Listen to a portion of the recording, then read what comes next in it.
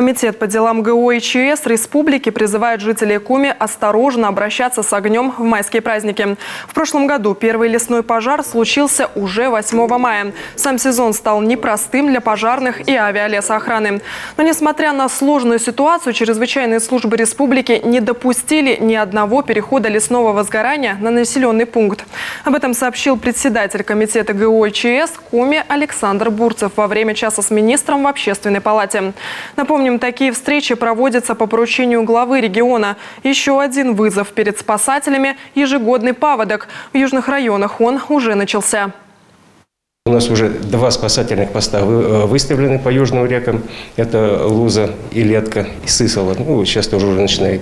И начиная со следующей недели будем выставлять на других переправах. Это у нас будет Первомайский, Заозерье. В общем, там у нас есть перечень. И мы готовы к этим работам. В понедельник уже будем выставлять, поедем смотреть, как будет организована безопасность на этих переправах.